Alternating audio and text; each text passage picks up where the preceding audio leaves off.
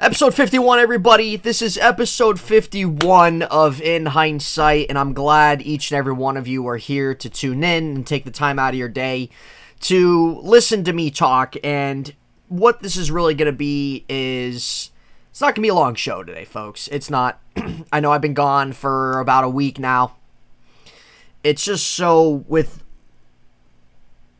everything kind of happening, and especially with this not being like my full-time gig, not even a part-time gig. I mean, I'm just still starting the channel, really. But it's hard to, when you have other priorities going on, sometimes it's hard to kind of stick to a specific schedule with this. And last week, I wanted to put out some more content, at least another day of content, but I wasn't able to. I've had personal things going on. I've had stuff with work. I've been so stressed out with multiple things the last week or two. And it just hasn't really been able to give me enough time to come on here and do this and edit and upload and all this kind of stuff like that. Things have been all over the place. So bear with me, but I'm still sticking to the schedule, that I have panned out for this. But it's just a matter of if we're going to be able to do those days, if that makes any sense. So, today is Friday. It is January 28th. It's almost the end of January, which is crazy. It feels like the new year just started. Going to be heading into February, which is a short month, thank God. And then we're going to have, before you know it, we're going to have March, and it'll be April. So, get ready to roll into spring. I'm pretty much done with this freaking winter weather, man. I mean, we didn't get anything in November. We didn't get anything in December. And now it's like Mother Nature's like held itself in, and now it's just, here it all comes. There it all is. It's snowing every other day. It's freezing cold, especially when you have wind chill. It makes it worse. And to be honest with you, I don't really even mind necessarily shoveling snow. Sometimes when it's a heavy snow and there's kind of like a lot packed in, it can kind of be a pain in the ass. But I'd much rather pack snow or shovel snow than do yard work. Absolutely hate yard work. But it's time for it to go. There's things I do like about winter, and there are things I like about cold weather, but it's just when it's a constant thing, no. So it's a little old, but it's still not as bad as last year's winter. But anyway, we'll kind of see how these next coming months go. But anyway, hopefully you guys have had a good week this week. It's Friday for all you guys. Arguably, maybe the second best day of the week, because you're done for work for the week. You got a couple days off, at least most of us. So at least that's good. But each and every one of you that tune in and everything like that, it really means a lot. But this isn't going to be a long show, folks. This is going to be about 15-20 minutes. I got some things I need to take care of, and I need to get done today as well. And there's just really not a lot for me to really kind of sink my teeth into right now for today in terms of talking about certain things either. But I want to break down and break out into the AFC NFC championship game this weekend. So last weekend was, and I'll briefly go over last weekend. Last weekend was probably in recent memory one of the better playoff weekends as a whole. Every game, was won by like a last minute score. And so Green Bay losing in Lambeau to San Francisco, it honestly doesn't really surprise me because Green Bay does this every single season.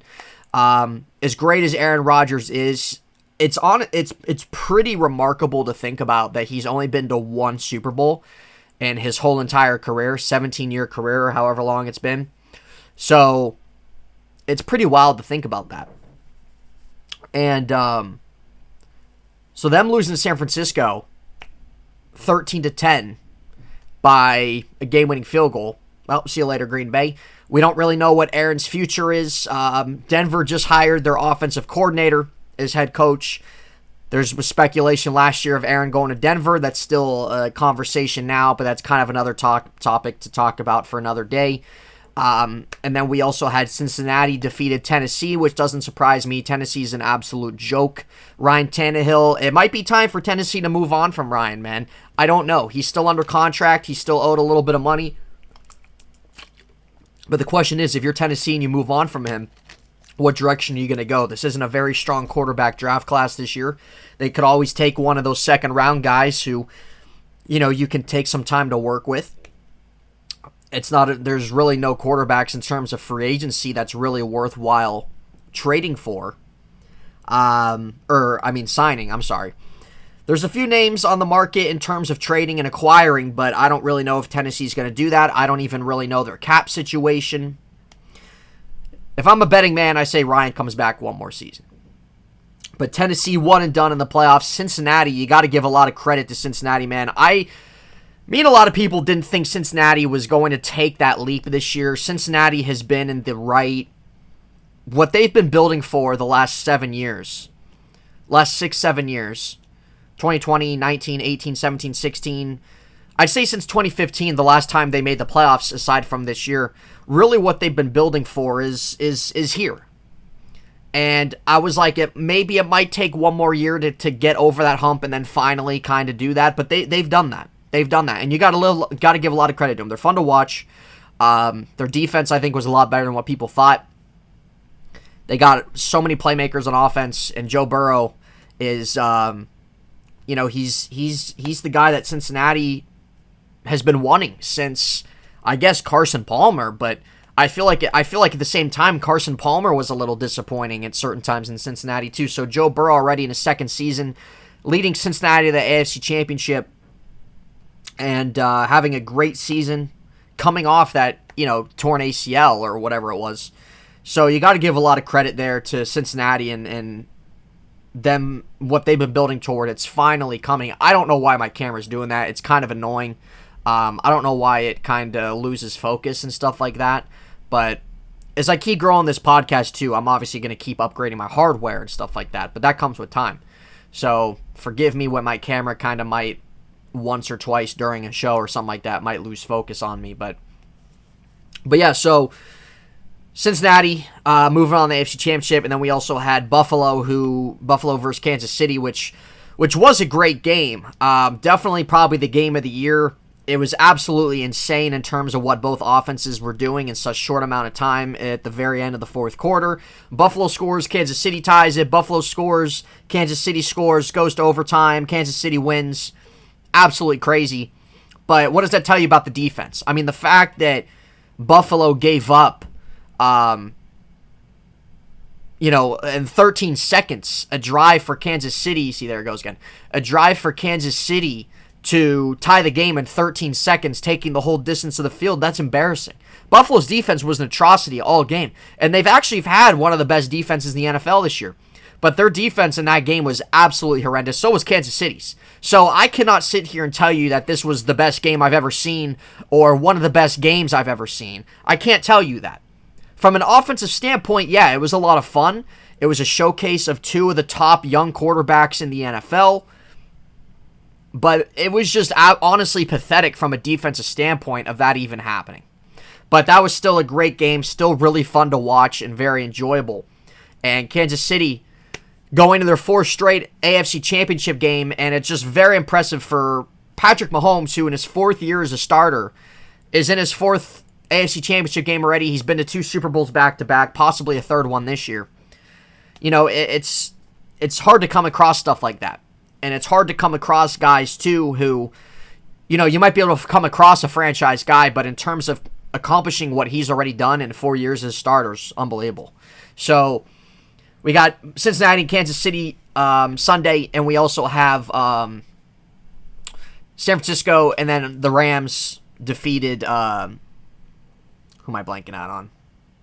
Why am I blanking out on the Rams, man? Who did the Rams beat? Why can't I think of who the Rams defeated? Why am I blanking out on that? Wow, I feel like such an idiot. I'm gonna have to look this up. I feel like I'm so stupid here. Hold on one second. I don't know why I can't remember who they beat. That's freaking sad. I'm blanking out so bad here, folks. Give me 1 second. You guys could probably, if you were here, just if this was a live thing, you could just tell me in the chat who they beat. I don't know why I just absolutely cannot think of who they beat right now.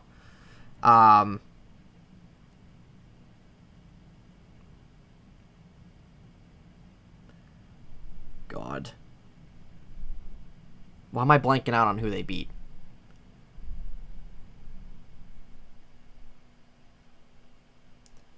I don't know why I'm blanking out.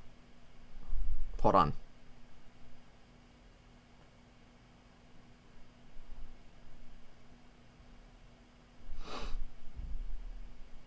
Can nothing just come up to tell me who they beat? Oh my God. The Buccaneers. There you go. God. I don't know why I was blanking out on Tampa Bay, man. They defeated Tampa Bay. They were really manhandling Tampa Bay throughout most of that game. And then at the end, really start of the fourth quarter, Tampa Bay had some key they did create some key turnovers. A couple fumbles from Cam Akers really helped them and set them up in position. Tom Brady led them, and the Rams ended up winning. Obviously ended up winning the game at the end. But it was one of those instances where it's like, all right, well, here we go. The Rams are really dominating this game the whole 3 quarters. Tom Brady's going to come back in the fourth quarter and go to another NFC Championship game. But that didn't happen. The Rams made the plays at the end.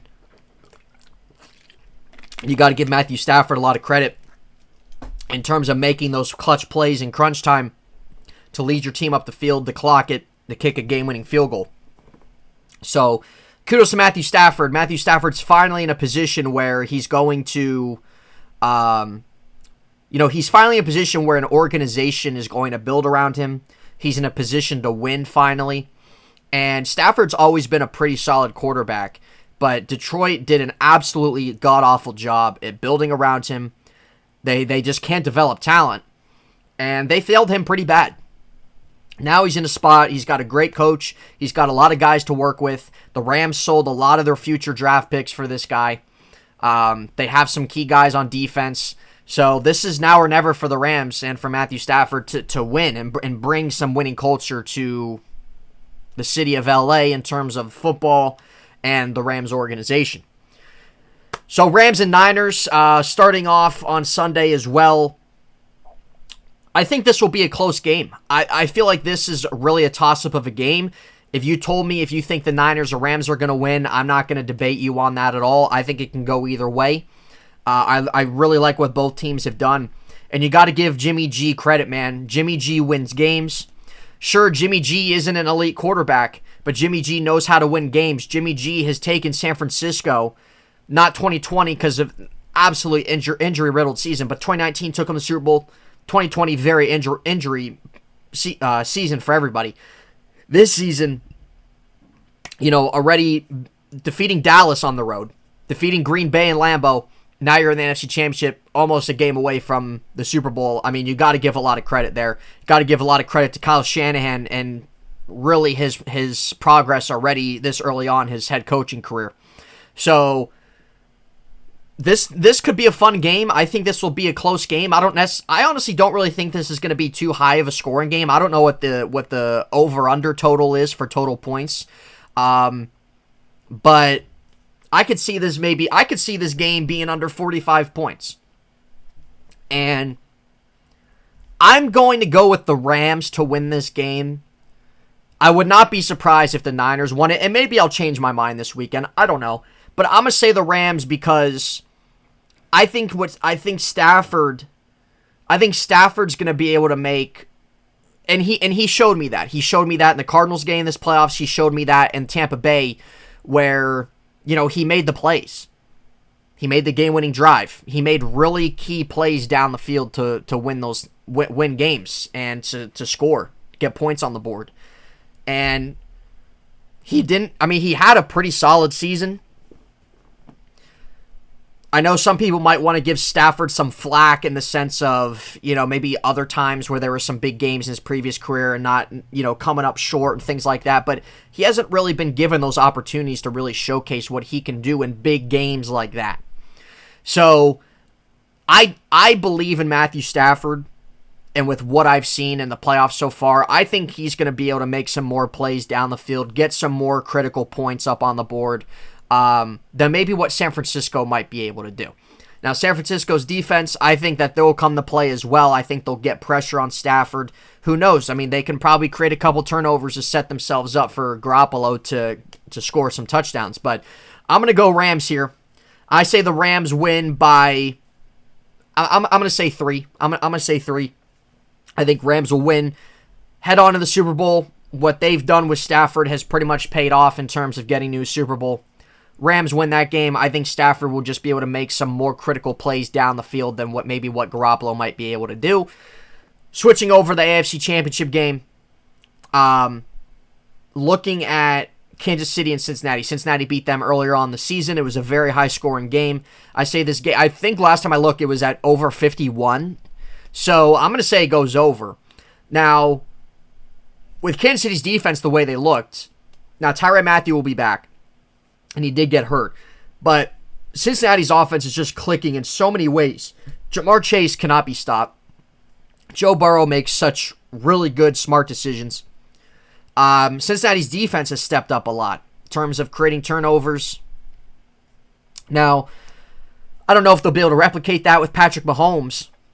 But I think this isn't going to be a blowout. I think this is going to be a pretty close game. I think both offenses are going to be able to battle and compete against each other in terms of scoring points.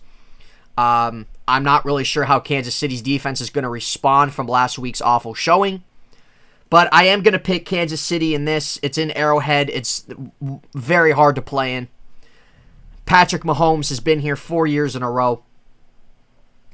And with what we saw from Joe Burrow in the sense of him being on his ass and getting sacked time and time again, Kansas City's pass rush will probably get to him with Melvin Ingram and Chris Jones and those guys. So I think it's going to be a tough day for Joe Burrow in the sense of being able to have some time in the pocket. I think he's going to get pressured pretty well from that defensive line, from that pass rush. I think he'll make plays. I think he'll probably play pretty solid. It's just hard for me to go against Patrick Mahomes, man. I mean, what he's accomplishing already this early in his career, what he's done already. It's hard to bet against them. It's hard to bet against the Chiefs, and especially what they've been doing the last 10 weeks. So I'm going to go Kansas City win this game. I say they win by around 3 points probably. Maybe 3 points, maybe a touchdown. Pretty close game. I think it'll be a fun game. Cincinnati will have absolutely nothing to be ashamed of because nobody thought they were going to get here. They overexceeded expectations and just took a really big leap this season in year 2 of Joe Burrow, some rookie years, year 2 of some guys they have. And they got some money this offseason. So, I mean, they'll definitely build off of what they've had this year into free agency and obviously, and then you have the draft. But Rams, Kansas City Super Bowl, not going to make a prediction right now on that. That's just my prediction going into it. But some guys, if we're going to break down the games real quick, I think some key aspects for these games. Looking at the underdogs of the game, for Cincinnati, I think the key aspect for them to win this game, because obviously they're not the favorite going into this game, I think getting pressure on Patrick Mahomes. Now, Cincinnati doesn't have the best pass rush in the NFL or anything like that, but they do have guys that can create turnovers, from Mike Hilton to Jesse Bates. I mean, Von Bell is a pretty physical player. I mean, he could make a hard hit, create a force fumble or something like that. Eli Apple has, kind of come around a little bit. A Woozy. They have some guys there that can make some turnovers. And I think if maybe Cincinnati can get to Mahomes a little bit, keep him contained in the pocket somewhat and not let him roll out and have all this time to pass the ball down the field, they might be able to create Mahomes where maybe he throws a poor pass, ball gets tipped or something like that. I think if Cincinnati can maybe create some key turnovers against Patrick Mahomes, which happened against the Steelers too, but the Steelers couldn't capitalize. But if the Bengals can create maybe 2 key turnovers in this game, and set Joe Burrow up for some good field position, that can really, I think, maybe help them in terms of being able to get ahead on Kansas City. I think that's one key aspect. I think another thing for Cincinnati is, we know how well Joe Burrow's been throwing the ball, but we look at how good Mahomes has been throwing the ball. I think limit plays down the field. Limit those big-time plays down the field that Kansas City is so good at doing with Tyreek Hill, Travis Kelce, Mecole Hardman. Limit those big plays. That's number 2. And I think number 3, Quite simple. Let Joe Burrow do his thing to Jamar Chase. Jamar Chase is he hasn't been able to be stopped all season long. Pretty much, he did have a little slump there, in like the middle of the season for a few weeks, but absolutely dominant. When you have a guy like T. Higgins too and Tyler Boyd in there, I mean, those are three really good young wide receivers that make plays. So if you're Cincinnati, I think aside from those two, which are more defensive-minded, I think in this case you let Joe Burrow do his thing. I think those are three key aspects. Keep Joe Burrow. Keep him on his feet. Offensive line, give him time. Let him get that ball down the field. Guys are going to get open. Kansas City's defense isn't really all that impressive. So I think those might be some key matchups. Now, since I picked the Rams to win, I'm pretty sure the Rams are probably favored slightly to win this game. But I'm gonna put in the perspective of San Francisco. For San Francisco to win this game, create some turnovers. Tampa Bay created turnovers against the Rams. If you're San Francisco, they have a defense to do that. They have a good pass rush.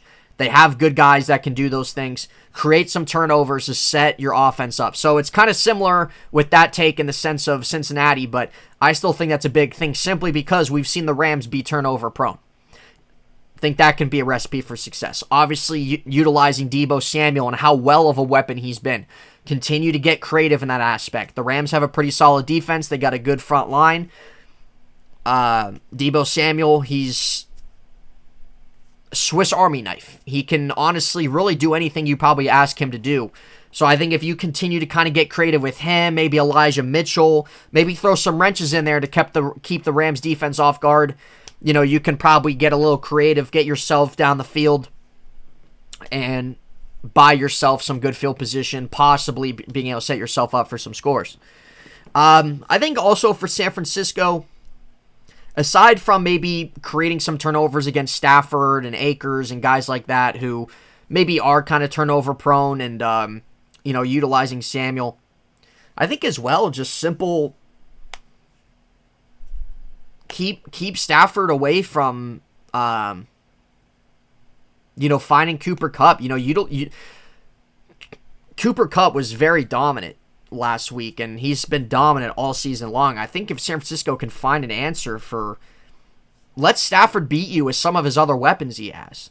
I think if you can kind of get Kupp out of the game a little bit, I mean, Odell's been really good too, but I think if you can get Kupp out of there and maybe like guys like a Van Jefferson or Higbee or someone like that try to beat you, San Francisco has a good enough defense. I mean, they're not going to let guys like that burn them. So I think that might be another key aspect for San Francisco in terms of winning this game. But I think go either way. I wouldn't be surprised who won. But that's my prediction going into the AFC Championship game. Also, just a little bit of news coming out of the NFL. We all knew this. I've talked about this before. And I will talk about this too because I will be doing, especially as we're approaching the offseason, I will be, doing Steeler-based shows about maybe some things they're doing, things to look out for and things like that. And I need to kind of sit down and think of maybe some upcoming shows I can do or really kind of base my shows around. But Ben Roethlisberger officially announced his retirement yesterday. And if you guys want to look back at some of my episodes, I know that there were some things I talked about in terms of, really relating to Ben and kind of reminiscing on his career and stuff like that. I did do a couple episodes on that. But he officially announced his retirement. We all knew that it was just a matter of when he's going to do that. We knew that this was going to be it. And so he's pretty much done. He announced his retirement. There's a couple head coach vacancies that have been occupied. The Bears hired Colts defensive coach. I don't know why I'm blanking on his first name. Ecclesburg or something like that. I don't know why I can't remember his first name. I just saw it earlier today when I was looking around. But they hired Colts defensive coordinator as the head coach.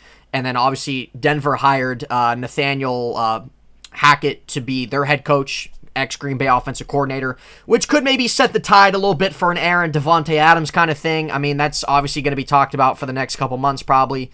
So that's always possible. But those were some kind of key Head coach vacancy, Sean Payton officially stepped down from the Saints, which I don't really think was expected. The Saints are not in a very good spot right now. -70 under the cap, or over the cap, I mean. Which there's always ways to work around the cap, but that's still kind of a lot to work with. So they're going to have to make some moves to free up some money.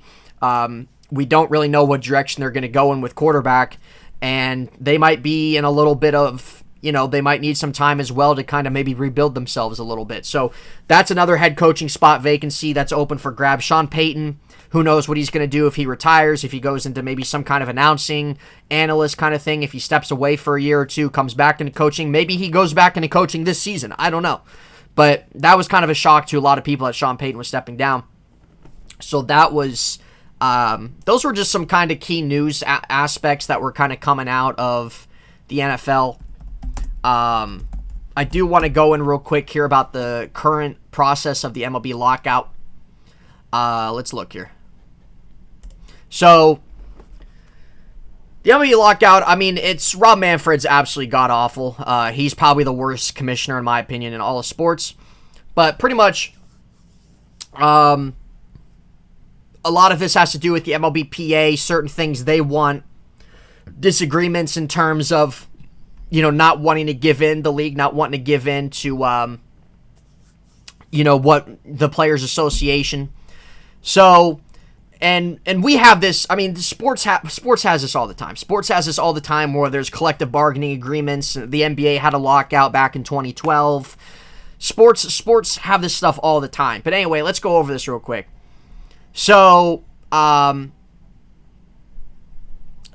thing that the Player Association wants is to get younger players, minor league players who are going through the arbitration renewal of contract process. If you guys aren't really familiar with that, pretty much once a guy comes up through the minor leagues, kind of depending when he does, they'll be, for a little bit of time, they'll be under like a renewal contract thing, and then they'll face where their contract will kind of get renewed by the year, and then they'll enter arbitration, which is either the team will offer arbitration, and then it'll be presented to the league, and that will kind of be a determination if they're going to side with the player in terms of how much money they're going to make for that season, or are they going to side with the organization in terms of paying this guy this amount. So that's pretty much what arbitration is.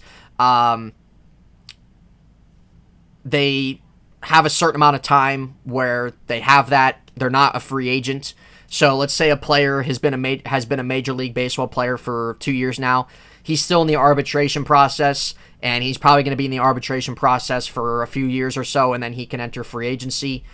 They can also give contract extensions to a guy in arbitration, but pretty much the Player Association wants to get those kind of guys paid more money, because honestly, guys who are starting to enter the renewal process, arbitration process, they don't really get paid a whole lot. Same with the minor league aspect. So that's kind of one thing that's been a hold on the MLB lockout. So let's also look here. Let's see. I'm just kind of reading because I don't want to miss certain things here.